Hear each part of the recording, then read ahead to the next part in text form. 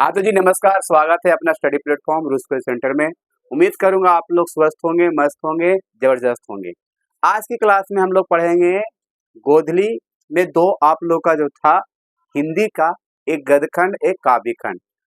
गद्यखंड तो पूरी तरह से समाप्त कर दिया गया, 1 से लेकर 12 चैप्टर था। आप लोग को बहुत अच्छा से मैंने एक्सप्लेनेशन और व्याख्या और विथ आप लोग क्वेश्चन आंसर के साथ मैंने आप लोग के साथ साझा कर दिया। अब चलते हैं, हम लोग लेकर आए हैं काव्य खंड की ओर चलेंगे। और काव्य खंड भी आप लोग को 12 से 13 गो है, जो कि आप लोग को पढ़ाना भी है, अर्थात 12 ही है। तो पहला है आप लोग को राम बिनु बिरथे जग जन्मा, जिसका रचयिता है गुरु नानक देव जी। कौन है? गुरु नानक देव जी। ये आप लोग को काव्य खंड अर्थात चालू हो गया, जिसे हम लोग क्या कहते हैं गद्य खंड, एक होता है काव्य खंड। तो काव्य खंड में केवल हम लोग कविता के बारे में जानेंगे। तो हम लोग पढ़ेंगे राम बिनु बिरथे जग जन्मा। इनका अर्थ होता है कि राम के बिना इस दुनिया में आना, जन्म लेना व्यर्थ है, बेकार है। तो इसने दो पद लिखा है, एक लिखा राम बिनु बिरथे जग जन्मा, दूसरा लिखे हैं जो नर दुख में दुख नहीं माने।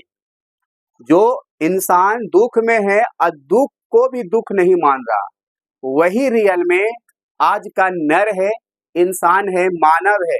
ठीक है। तो इनका लेखक है गुरु नानक देव जी। बहुत ही आप लोग को गुरु नानक जयंती भी होता है। गुरु नानक इसी मंथ में था, जयंती आप लोग को पता ही होना होगा कि हाँ जयंती भी था। कितना तारीख था कमेंट करके जरूर बताइएगा, है ना। चलिए, पहले हम लोग कविता पढ़ने से पहले गुरु नानक देव जी के बारे में जानकारी बेहद से रखना होगा। चलिए पढ़ते हैं इनके जानकारी। कवि परिचय, क्योंकि कवि है, क्योंकि कविता लिखेगा तो कवि कहते हैं। जो कहानी लिखता है उसे हम लेखक कहते हैं। जो निबंध लिखता है उसे निबंधकार कहते हैं। समझ रहे बात को। तो ये लिखे हैं कविता, तो यही हो गए कवि, है ना। इनका जन्म कब हुआ था गुरु नानक देव जी का? 1469 ईस्वी हुआ था। तलवंडी ग्राम, जिला कहाँ पड़ता है? लाहौर। अब वो जो स्थान का नाम है नानकाना साहिब, इनका फेमस स्थान रहा, जो अब कहाँ है नानकाना साहिब? पाकिस्तान में है। लेकिन आप लोग को बात किया जाए 1469 ईस्वी की, जब 1469 ईस्वी थी तो पाकिस्तान और हिंदुस्तान एक था। क्या था? एक था। देश आजाद होने से पहले, देश कब आजाद हुआ तो पता होगा आप लोग को, 1947 ईस्वी में देश आजाद हुआ था। लेकिन इनसे पहले 1469 से में हमारा पाकिस्तान और हिंदुस्तान एक था। देश आजाद हुआ था 1947 में, अर्थात 1947। उस समय पाकिस्तान और हिंदुस्तान एक था। लेकिन अब वो क्या हो गया? अलग हो गया पाकिस्तान हिंदुस्तान। तो ये नानकाना साहब कहाँ पड़ता है? अब वो पाकिस्तान में है। पिताजी का नाम क्या था इनका? कालू चंद खत्री। माता का नाम था तृप्ता देवी। पिता का नाम कालू चंद खत्री, माता का नाम तृप्ता देवी। पत्नी का क्या नाम था? सुलक्षणी। पत्नी क्या नाम था? गुरु नानक देव जी का पत्नी का नाम था सुलक्षणी। क्या था? सुलक्षणी। ठीक है। गुरु नानक सिख धर्म का प्रवर्तक किए। ये सिख धर्म पर ज्यादा करके बल दिए और सिख धर्म का इसने प्रवर्तन किए। कौन? गुरु नानक देव जी। गुरु नानक देव जी ने हिंदू मुस्लिम दोनों को समान धार्मिक उपासना पर बल दिए। हिंदू मुसलमान दोनों धार्मिक, दोनों जो धर्म है, हिंदू धर्म और मुस्लिम धर्म, दोनों पर समान, एक समान, बराबर क्या किए? उस पर उपासना का बल दिए। वर्णाश्रम व्यवस्था और कर्म कांड का विरोध किए। कर्म कांड का मतलब होता है पूजा पाठ करने पर, इस पर कहा कि ये कर्म कांड है। पूजा पाठ करना ये बेकार मानते हैं, इसका विरोधी करते थे कि हम लोग जो पूजा पाठ करते हुए एक दिखावा है, सुबह में अगरबत्ती दिखाना, शाम में दिया दिखाना, ये सारे कर्म कांड है, नहीं करना चाहिए। इनका विरोधी थे गुरु नानक देव जी, याद रखना। चलिए, भक्ति, निर्गुण भक्ति का प्रचार किए हैं। एक होता है सगुण भक्ति, एक होता है निर्गुण भक्ति। सगुण भक्ति होता है डियर, जो बोलकर भजन कीर्तन करते हैं, राम सीताराम हरि हरि सीताराम, ये आप लोग को सगुण भक्ति है। और निर्गुण जो हो गया द मौन।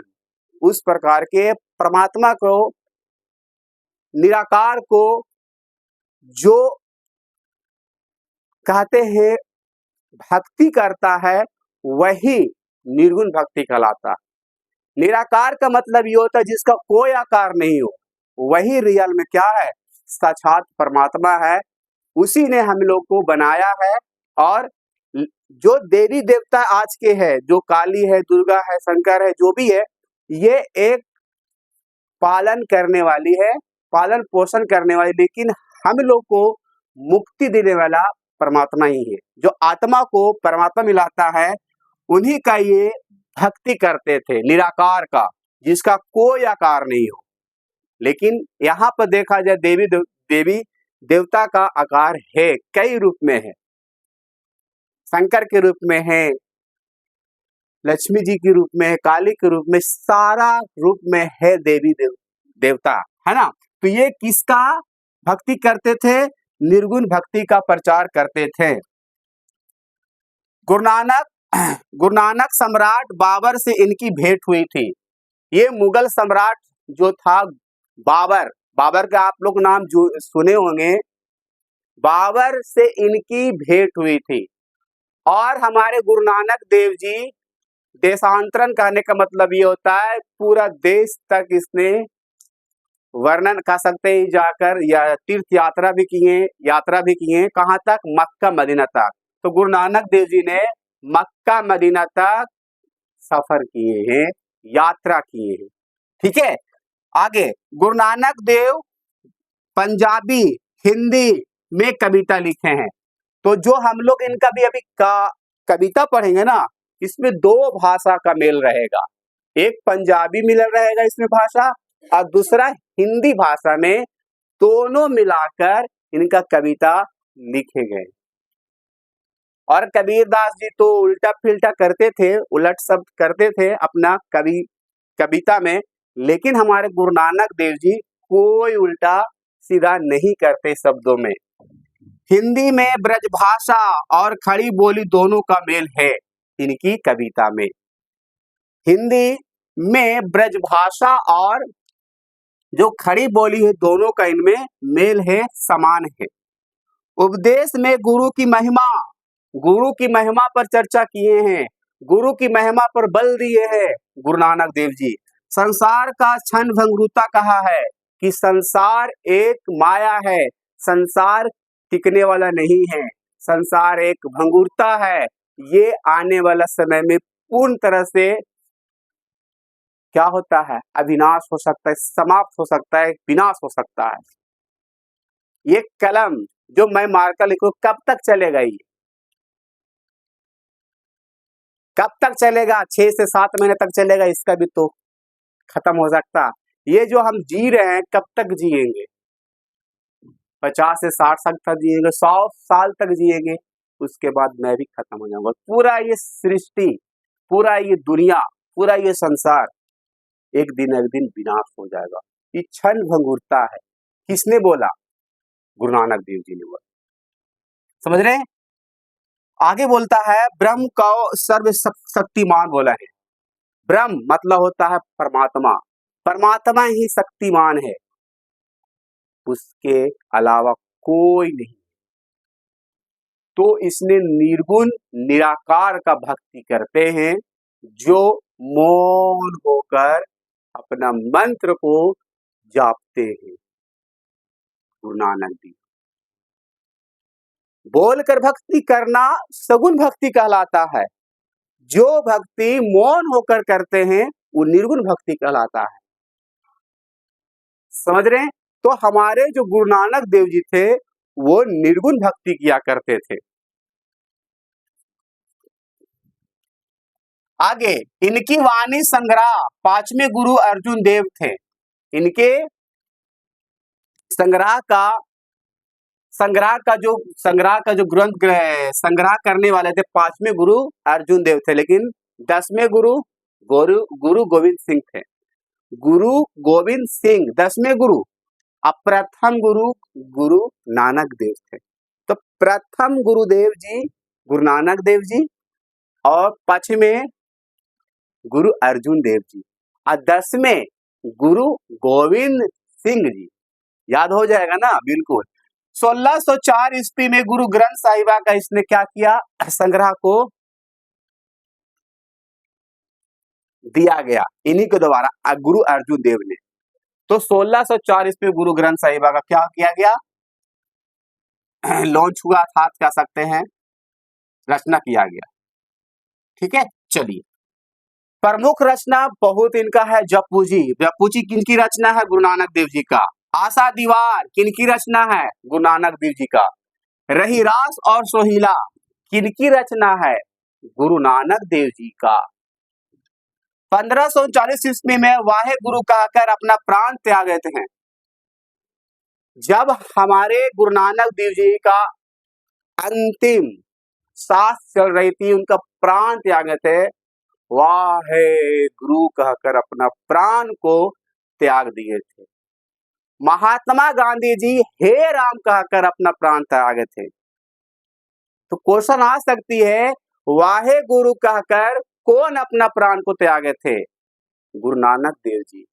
यहीं पर दूसरा क्वेश्चन भी आ सकती है, हे राम कहकर किसने प्राण त्यागे थे, महात्मा गांधी जी। आ सकता है ना, कंफ्यूजन कर सकता है क्वेश्चन में, याद रखिए। निराकार ईश्वर के उपासक निर्गुण भक्ति धारा थे ये। निराकार किसका भक्ति कहते, निराकार का, जिसका कोई आकार नहीं हो, साक्षात जिसे कहते हैं हम लोग, जिसने मुझे बनाया, जिसने आपको बनाया, पूरा सृष्टि को बनाया, पूरा दुनिया को बनाया, वही है निराकार, जिसे हम लोग ब्रह्म ज्ञान, ब्राह्मण कहते, ब्रह्म कहते उसे, जिसे कहते हैं परमात्मा। अगर आप सब को बताया जा क्या आपका माता पिता सत्संगी होगी, जरूर होगी, किसी न किसी को जरूर होगी। मैं तो सत्संगी हूँ, मैं निराकार संत निरंकारी समागम में सत्संग में जाता हूँ और करता भी हूँ। वहां पर यही इन्हीं का मंत्र दिया गया है। कहते हैं हर देवी देवता आप लोग को, अगर आपको लक्ष्मी का पैसा का जरूरत हो, लक्ष्मी माता को पूजा करिए। अगर आपको कह सकते हैं ज्ञान की जरूरत हो तो माँ शारदे की पूजा करिए। आपको ताकत की जरूरत हो तो भगवान हनुमान जी की पूजा करिए, है ना।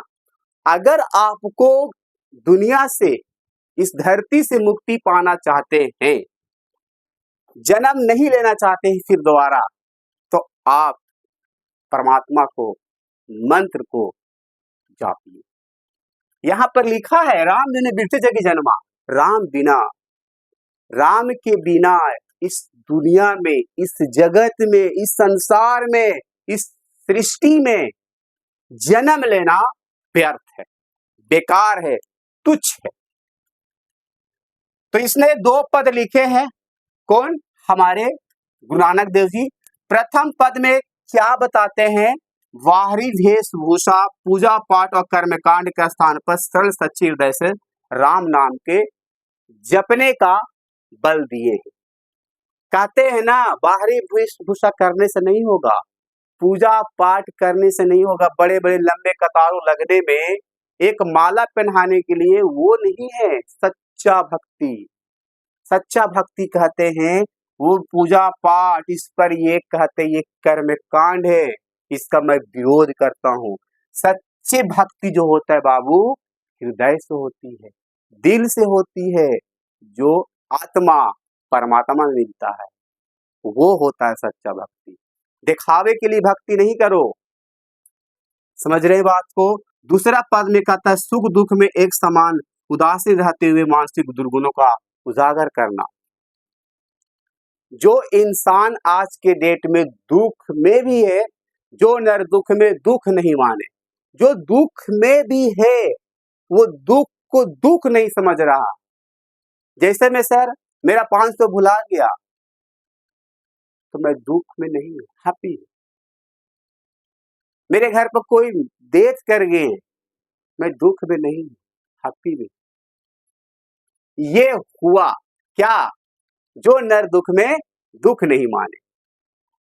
तो चलिए देर ना करते हैं, कविता को शुरू करते हैं, कविता को शुरू करते हैं। एक बार देख लीजिए कि आप पूरा बोर्ड दिखाई दे रहा है आप सबको, एक बार स्क्रीनशॉट कर लीजिएगा। एक बार स्क्रीनशॉट कर लीजिएगा आप सब, क्योंकि ये बहुत ही ज्यादा इंपॉर्टेंट है डियर। ये बुक्स है आप सबको, ये दिखाई दे रहा है सभी को पूरा बोर्ड? चलिए, ये दिखाई दे रहा है, एक बार कमेंट करके बता दीजिएगा डियर कि दिखाई दे रहा, तो आप लोग स्क्रीनशॉट कर लीजिएगा, प्यारा सा एक स्क्रीनशॉट, है ना। प्रेम का आधार पर इसका गीत है, ये प्रेम के भक्ति का भक्ति धारा है, और ये भक्ति ही करते थे। कौन सा भक्ति? निर्गुण निराकार भक्ति। चलिए, अगर आपके पास गोधली है बच्चों, तो पहला चैप्टर पढ़ा रहे बच्चों गुरु नानक देव जी का। 2 पद है, पहला पद का नाम आपको पढ़ लिए होंगे, राम बिनु बिरथि जगि जन्मा है, और दूसरा नीचे लिखा होगा जो नर दुख में दुख नहीं माने। अगर आप सबको पास ये है तो जरूर जरूर इसको खोल लीजिए और सुनिएगा ध्यान से। पहला हम पद को पढ़ा रहे हैं, ध्यान सुनिएगा। कहते हैं राम नाम बिनु बिरथे जगी जन्मा, राम नाम बिनु बिरथे जगी जन्मा। राम नाम के बिनु मतलब होता है बिना, व्यर्थे जगी जन्मा। अगर हमने धरती पर जन्म ले लिया और राम का नाम नहीं ले रहे, राम का गुणगान नहीं रहे, कहने का मतलब वो राम सर जो अयोध्या में आए हैं, हम उस राम की बात नहीं कह रहे। इन राम का मतलब ये समझिए, यहाँ पर राम का मंत्र जो परमात्मा को मिला था आत्मा से, आत्मा को मिला था परमात्मा में, हम उस राम की बात कर रहे हैं। उस तरह से भक्ति करिए। तो राम नाम बिनु बिरथे जगी जन्मा। अगर आप सब धरती पर जन्म लिए हैं और राम नाम का नहीं जाप कर रहे हैं, इस जगत में जन्म लेना आपका व्यर्थ है, बेकार है। बीखू खावे, बीखू मतलब होता है जौहर। आप बीखू खावे, बीखू बोले, बीनू नावे नी फलू मटी ब्रह्मणा। आप जो भी खा रहे हैं बच्चों, वो जहर है राम नाम के बिना। आप जो भी बोल रहे हैं वो जहर है राम नाम के बिना। नावे निफुल मटी ब्रह्मणा, और सारे मटी माटी का बराबर है, मिट्टी का बराबर है। किसके बिना? राम नाम के बिना। तो जो चीज खा रहे हैं वो भी जहर आपके लिए, जो चीज बोल रहे हैं वो भी जहर है, और सारे मिट्टी का समान है। किसके बिना बच्चों? राम नाम के बिना। पुस्तक पाठ व्याकरण बखाने, संध्या करल निकल करे। कह रहे कि हो सकता आप पूरा पुस्तक का ज्ञान ले लीजिए, पूरा व्याकरण का बखान कर लीजिए, और रोज सांझ के पूजा करिए, दिया करिए, बत्ती करिए, और राम नाम के जप नहीं कर रहे हैं, तो ये भी सब बेकार है। कोई रामायण पढ़ रहे हैं, कोई भगवत पढ़ रहे हैं, कोई गीता पढ़ रहे हैं, कोई कुरान पढ़ रहे हैं, कोई बाइबल पढ़ रहे हैं, और सही जो मंत्र है परमात्मा को मिलाने के लिए वो चीज नहीं कर रहे हैं, तो सारे व्यर्थ है, बेकार है। बीनू गुर शब्द मुक्ति कहाँ? बीनू, बीनू मतलब बिना, गुरु शब्द मुक्ति कहाँ प्राणी, राम नाम बिनु अरुझी मरे। बिना मुक्ति नहीं है बाबू। गुरु शब्द का मतलब हुआ गुरु के मंत्र के बिना मुक्ति नहीं है इस धरती से। हो सकता है आपको देवी दुर्गा सारा चीज दे सके, शोहरत दे, पूरा दुनिया दे, लेकिन मुक्ति नहीं दे सकती ये देवी दुर्गा। काली हो, देवी हो, दुर्गा हो, जो भी है, शंकर हो, भोले हो, नाथ हो, कोई नहीं आपको मुक्ति दिला सकता। एक ही दिला सकता है गुरु का मंत्र। अगर आप सत्संग जाते हैं तो गुरु के द्वारा दिया गया जो मंत्र है, आप उस पर चलते हैं, उस पर आप जपते हैं, तो अब आपको मुक्ति मिल सकती है। तो क्वेश्चन आ सकती है कि किसके बिना मुक्ति अधूरा है? गुरु शब्द के बिना गुरु के मंत्र के बिना। समझ रहे ना? और राम नाम बिनो अरुझी मरे। अगर राम नाम नहीं ले रहे हैं, अरुझ कर, उलझ कर आप मर जाइए, नहीं लीजिएगा नाम, तब आपको फिर मुक्ति नहीं मिलने वाली। कहते हैं 84 साल बाद एक मानव में जन्म होता है। 84 साल योनि के बाद एक मानव में जन्म होता है बच्चों। सोचिए कितना, 84 साल यहाँ नहीं है, बहुत लंबा सफर होती है, तब जाके मनुष्य जन्म में होती है।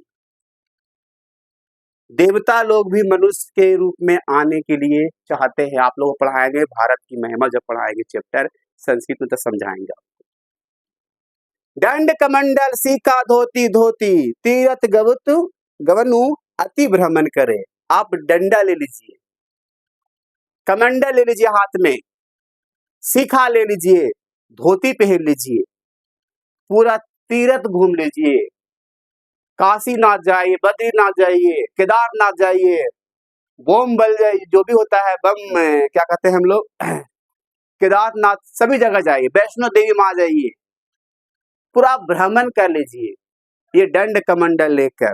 लेकिन राम नाम बिनु शांति न आवे, जपी हरि नाम सुपारी परे। अगर आप दंडल कमंडल धोती पहन लीजिए, अब पूरा इस दुनिया में चक्कर घूम लीजिए, चक्कर काट लीजिए, जहां जहां देवी दुर्गा के मंदिर है पूजा पाठ कर ली जाके, लेकिन उससे आपको शांति नहीं मिलने वाला। राम नाम बिनु शांति ना आवे, जपी हरि हरि नाम सु पारी परे।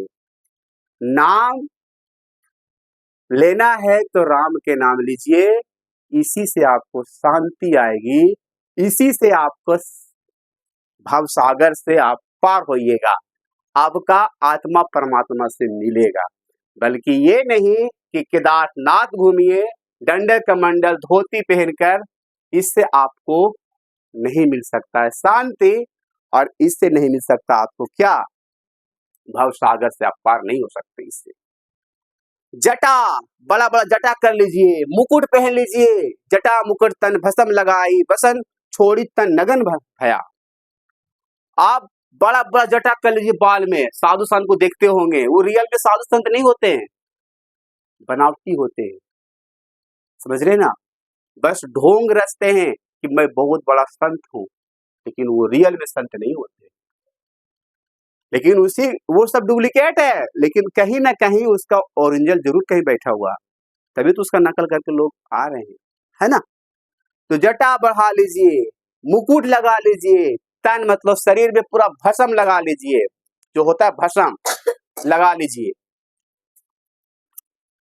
वसन छोड़ी, वसन मतलब वस्त्र को छोड़ दीजिए, तन नगन भय, और शरीर को नंगा कर लीजिए। क्या इससे हमारा परमात्मा खुश हो जाएंगे? बिल्कुल नहीं बच्चे। इससे हमारी आत्मा का मुक्ति हो जाएगा, मेरा मुक्ति हो जाएगा? नहीं बच्चे।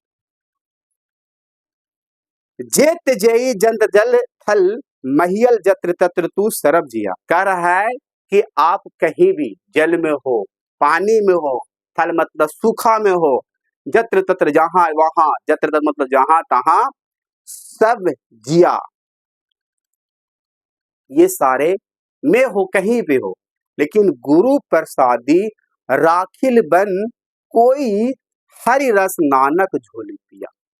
कि गुरु के प्रसादी के बिना कोई मतलब कोई हरि रस नानक झोली पिया। कि गुरु का मंत्र के बिना ये सारे जो आप कर रहे हैं, जटा बढ़ा रहे हैं, मुकुट बढ़ा पहन रहे हैं, नग्न हो रहे हैं, पूरा भस्म लगा रहे हैं बॉडी पर, ये सारे बेकार है, व्यर्थ है। समझ रहे हैं? तो गुरु प्रसादी राखिल जन कोयु हरि रस नानक झोली पिया। हरि रस का मतलब क्या हुआ? हरि का मंत्र ही आपको आत्मा को परमात्मा से मिला सकता है बच्चों। हरि का रस का मतलब हुआ, हरि मतलब भगवान परमात्मा, और रस का मतलब मंत्र। तो परमात्मा का मंत्र ही, गुरु का मंत्र ही आपको परमात्मा का आत्मा से मिलाएगा और मुक्ति दिलाएगा। पहला आप लोग को क्या हो गया, पद खत्म हो गया। इसमें किस चीज के बारे में पढ़े, बाहरी वेशभूषा। पूजा पाठ पर इसने कर्मकांडी का है, पूजा पाठ नहीं करना है, हमें सच्चा भक्ति करनी है तो गुरु का मंत्रों को उच्चारण करना है, जपना है। और राम नाम में खाली हम नाम नहीं ले गए, हरे राम हरे कृष्णा हरे राम हरे राम, ये नहीं करना बच्चों। हमें करना है हरि रस करना है। गुरु को दिया हुआ ये कहाँ मिलेगा सर, ये मिलेगा बच्चों जहाँ सत्संग होती है वहीं मिलेगा। लेकिन हमको बताइए ना सर, ये बताया नहीं जाता बच्चों, आपको वहीं आना पड़ेगा, आपको सत्संग में वहीं मिलेगा आपको हरि रस। ठीक है, तो हरि राम कृष्ण नहीं करने से होगा, सच्चा भक्ति करना है, हृदय से करना होगा, दिल से करना होगा बच्चों। दिखावा के लिए भक्ति मत करना है, समझ रहे हैं ना, बिल्कुल समझ रहे होंगे। तो पहला भक्ति, पहला पद में हम लोग को यही कहते हैं गुरु नानक देव जी कि झूठा पूजा पाठ करना और जटा बढ़ाना, नग्न हो जाना, पूरा तीर्थ स्थल घूमना, केदारनाथ जाना, ये सारे बेकार है। जब तक संत कहता है ना कि जो संत होते हैं रियल में, जो संत से आप लोग को अगर परमात्मा से आत्मा को मिलाना है तो बहुत से ऐसे महान पुरुष रहे हैं। हमारे गुरु नानक देव जी, इनका पिताजी बहुत चाहते थे कि ये व्यापारी बने, गुरु नानक देव इनका पिताजी, लेकिन गुरु नानक देव जी कहते थे कि मैं व्यापारी नहीं बनूंगा, मैं एक भक्ति धारा का भक्ति करूंगा, निराकार का भक्ति, उसी की ओर झुकता गया। एक दिन की क्या बात है डियर, इनका पिताजी पैसा देते हैं कि जा व्यापार कर, मतलब कि बिजनेस करो। इसने क्या किया था, गुरु नानक देव जी ने पैसा गरीबों के बीच बांट दिया था। अब बोला था कि आओ हमसे पैसा लो, मेरी वाणी सुनो, मेरी वचन सुनो, मेरी भक्ति सुनो। गुरु नानक देव जी का ऐसा विचार था, बड़ा ही अलग था, है ना। और गुरु नानक देव जी जब तपस्या कर रहे थे, कड़ी धूप में कर रहे थे, बहुत ही कड़ी धूप में तपस्या कर रहे थे, तो बहुत इनको कह सकते हो रहा होगा, धूप इन पर पड़ रहा होगा।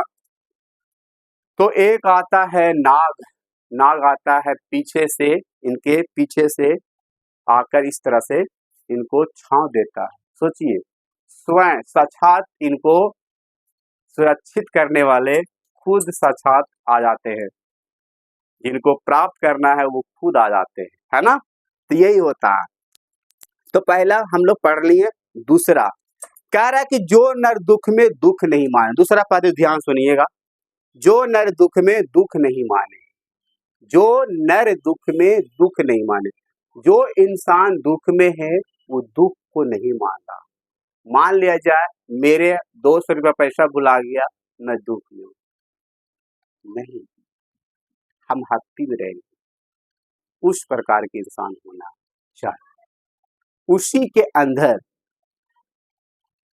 परमात्मा का निवास होता है, ब्रह्म का निवास होता है। सुख स्नेह अरु भय नहीं जाके, सुख मतलब होता है वही सुख, स्नेह मतलब प्रेम, अरु भय नहीं, सुख हो, स्नेह हो या तो भय हो, डर हो, हमें कोई उससे लेन देन नहीं। कंचन माटी जानी, और कंचन मतलब होता है सोना भी हम माटी के बराबर मानते हैं। सुख हो या दुख हो या भय हो, हम सबको एक समान मानते हैं। हम कंचन सोना को भी हम माटी मानते हैं। वही रियल में आज के नर है, उसी के अंदर ब्रह्म का निवास है, वही उसी के अंदर परमात्मा का मंत्र है।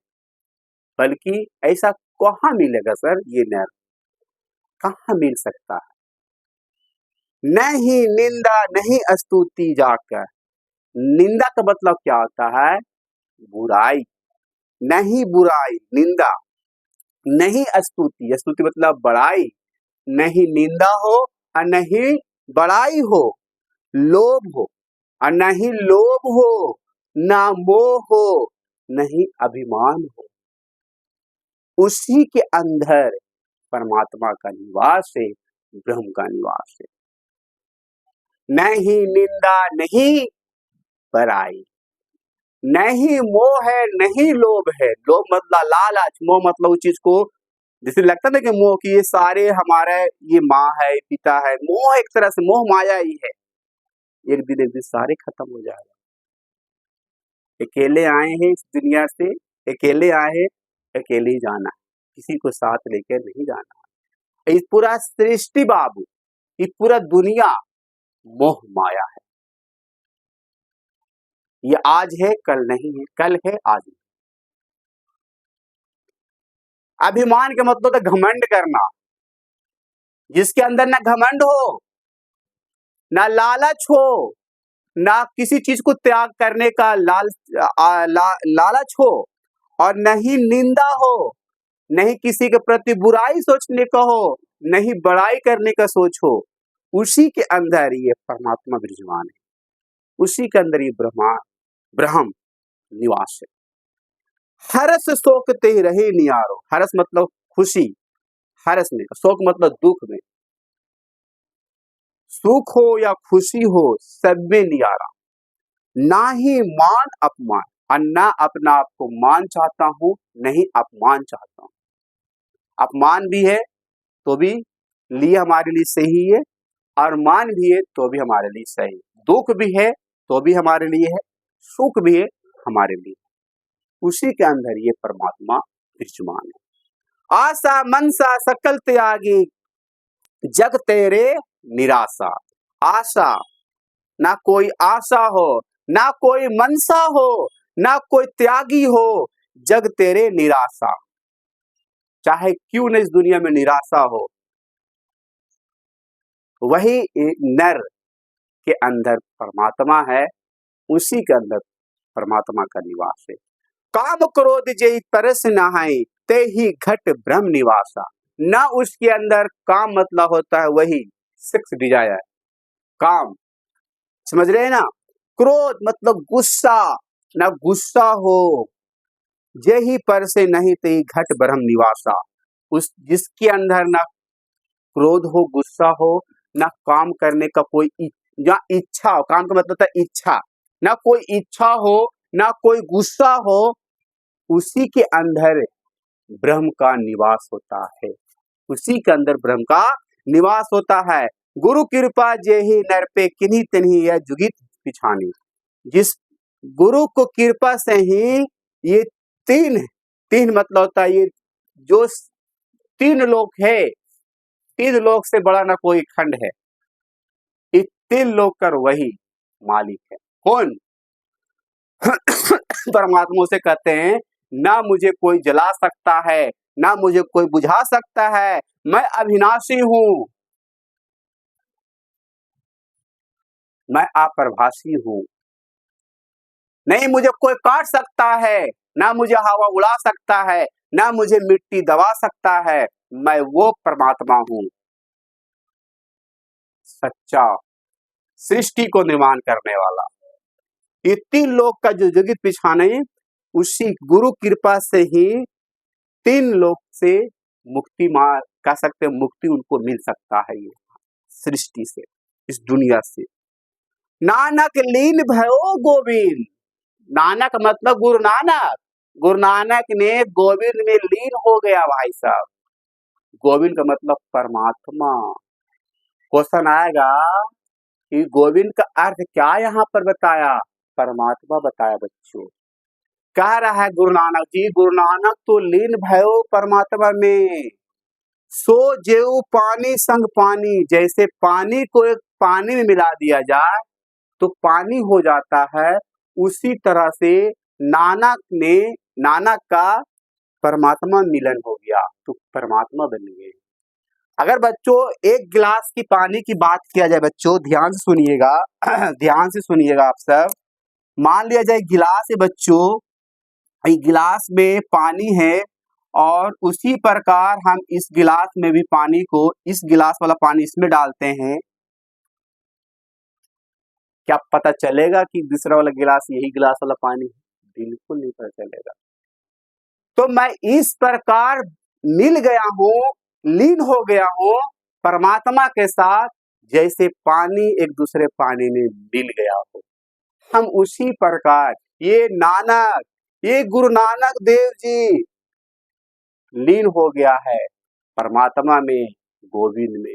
जैसे एक पानी, नदियां का पानी आकर समुद्र में मिल जाती है, पता नहीं चलता है कि किस नदी का पानी आकर समुद्र में मिल गई है, कि गंगा का है कि यमुना का है कि जमुना का है, पता ही नहीं चलता है कि कोस नदी का है कि फल्गु नदी का है, पता ही नहीं चलता है।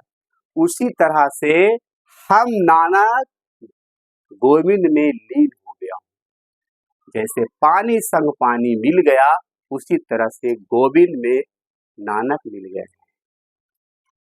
वाह जी वाह गुरु नानक, आज लगता है सत्संग हो गया है ना, है ना? बोलिए सत्संग खत्म हो गया। एक बार जरूर जयकारा में साथ दीजिएगा। सतगुरु माता सुदीक्षा सनंदर हरदेव सिंह महाराज की जय। आप लोग जरूर कमेंट बॉक्स में जय का नारा दीजिएगा। हमारा नहीं बच्चों, गुरु नानक देव जी का, गुरु नानक देव जी का जय हो, जो एक सच्चा राह पर भक्ति दिखाने का आपको धन्यवाद कि आपने आज अगर ये भक्ति अगर लोग के पास ये ग्रहण होने लगे तो शायद ये पूरा दुनिया के लोग परमात्मा में लीन हो जाएंगे। जिस प्रकार आप गोविंद में लीन हुए, उसी प्रकार हम सभी उसमें लीन हो जाएंगे। तो आज के लिए इतने। और क्वेश्चन है क्वेश्चन है कि पहला क्वेश्चन है, कभी किसके बिना जगत में यह जन्म व्यर्थ मानता है? तो कभी गुरु नानक कहते हैं कि राम नाम के बिना इस दुनिया में जन्म लेना व्यर्थ। यही तो बोले ना, बिल्कुल। वाणी कब भी इसके समान होता है? वाणी जब भी इसके समान, राम नाम के बिना हम कोई किसी को शब्द बोलते हैं वो बीज के समान हो जाता है, या कोई चीज हम खाते हैं वो भी बीज के समान हो जाता है। नाम कीर्तन के आगे कभी किन कर्मों का व्यर्थ सिद्ध करता है? नाम कीर्तन के आगे कहते हैं पूजा पाठ और जट्टा बढ़ाना, तीर्थ यात्रा घूमना, भस्म लगाना, नग्न हो जाना, ये सारे व्यर्थ मानते हैं। कहते हैं राम नाम का ही कीर्तन करिए, मंत्र को जपन करिए, हरि रस को अपनाइए, इसके अलावा कोई चीज नहीं है इस धरती पर, सब मोह माया है। प्रथम पद का धारा बताइए, कभी अपने युग में धर्म साधना के कैसे कैसे रूप में देखना चाहते हैं।